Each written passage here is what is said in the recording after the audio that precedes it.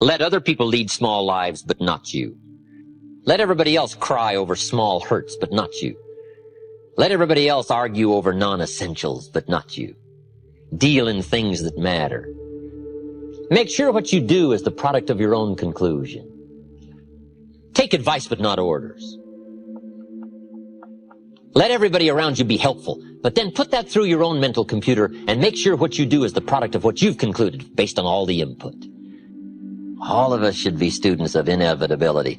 Without kidding myself, if I keep up my current daily practices, where will it take me in 10 years without being disillusioned? I don't want to just cross my fingers and walk the wrong road. I got to learn to look into the future called inevitable. Human beings can alter the course of their life.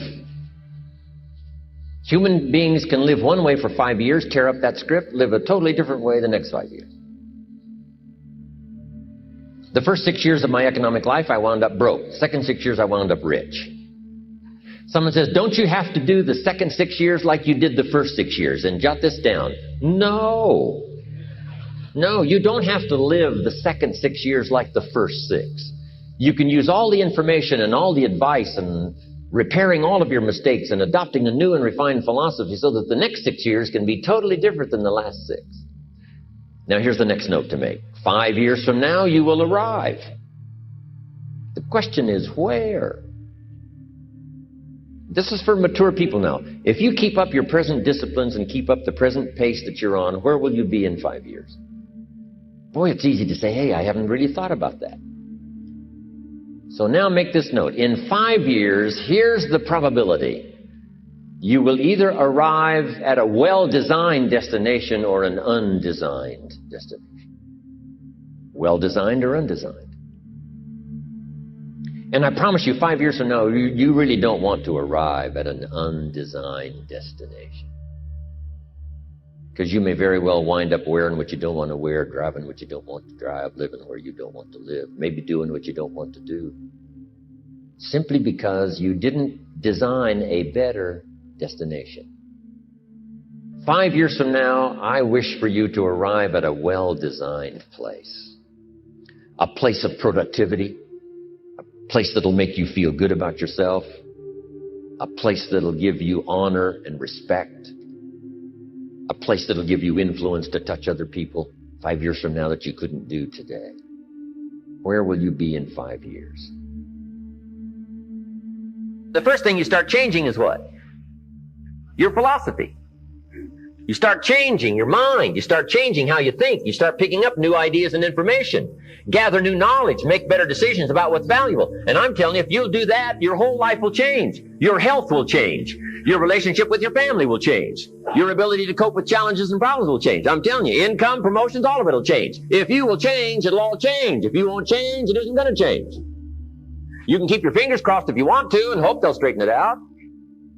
You can wish for the wind not to blow quite as severe, but I'm telling you, wishing for the wind to change in your favor, we call naive at best. Don't do this any longer. Wish for a better wind. The key is to wish for the wisdom to set a better sail. Utilize whatever wind that blows to take you wherever you want to go. That is the philosophy I picked up at age 25, and it revolutionized my whole life. And here's what I found. I found it was easy. I got rich by the time I was 31, and it was easy. Now, here's my definition of easy. Got to jot this down. My definition of easy, meaning something I could do. I figure if it's something you can do, it's easy. Now, here's a parenthesis. Parenthesis. I worked hard at it. I found something I could do, which was easy, but I worked hard at it.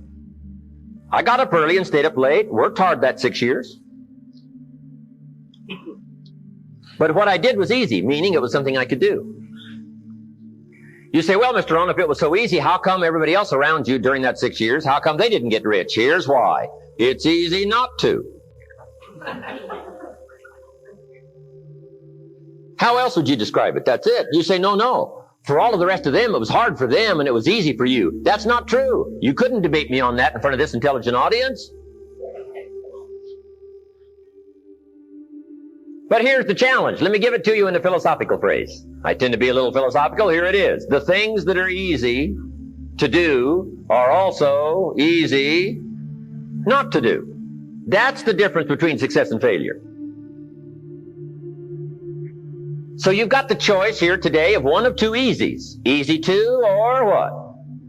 Easy not to. I can give you in one sentence how I got rich by the time I was 31. Here it is in one sentence. I did not neglect to do the easy things I could do every day for 6 years. Underline. I did not neglect. That's the key.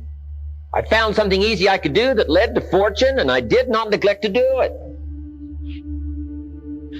Major reason for not having everything you want in America. Major reason for not having more of what you want in America. More health, more money, more power, more influence, more everything. Major reason why you don't get it. Simple answer. Neglect. Neglect. And here's the problem with neglect. It starts as an infection. And if you don't take care of it, it becomes a disease. And here's what else is the problem. One neglect leads to another. Neglect to do wise things with your money, you'll probably neglect to do wise things with your time. Neglect to do wise things with your time, you'll probably neglect to do wise things with your business. One leads to another, leads to another. Pretty soon, neglect has you by the throat, emptying your purse, emptying your heart, emptying all of your chances for equities and power and all the good things. Neglect. What if you should be walking around the block every day for your good health and you don't? I'm telling you, you're on the wrong track. You should do it, you could do it, you don't do it. That's called formula for disaster. All you've got to do is let that and a few other things accumulate for 6 years, and now you're driving what you don't want to drive, wearing what you don't want to wear, living where you don't want to live, doing what you don't want to do, maybe having become what you really didn't want to become. I'm telling you, that's it. Just neglect along, drift along, and it's got you by the throat. It'll take all your values, leave you with just a little bit of dust in a summer wind, and it'll soon be gone. I hope I said that well. That's it. It's where I found myself at age 25 until my teacher came along and said, Mr. Rohn, up till now you've messed up. Let's see if we can't clean that up, change it all. I did. Changed my life. Not just the money, all the rest of the values that came pouring in. When I understood that it was me. It was me. We intend to when the idea strikes us. We intend to when the emotion is high. But now if you don't translate that into action fairly soon, now the intent starts to diminish. And a month from now, it's cold. A year from now, can't be found. So act. Set up a discipline when the emotions are high and the idea is strong and clear and powerful. That's the time to set up the discipline. Somebody talks about good health and you're stirred. Say, right, I need to get a book on nutrition. Get the book before the idea passes and before the emotion gets cold. Go for the book. Start the library. Start the process. Fall on the floor. Do some push-ups. Action. Got to take action. Otherwise, the wisdom is wasted. Otherwise, the emotion soon passes. Unless you put it into a disciplined activity. Capture it. Disciplines is called how to capture the emotion and how to capture the wisdom and translate it into equity. Disciplines. Now, here's what's important about disciplines. All disciplines affect each other. In fact, here's a good philosophical phrase. Everything affects everything else. Nothing stands alone. Don't be naive in saying, well, this doesn't matter. I'm telling you, everything matters. There are some things that matter more than others, but there isn't anything that doesn't matter.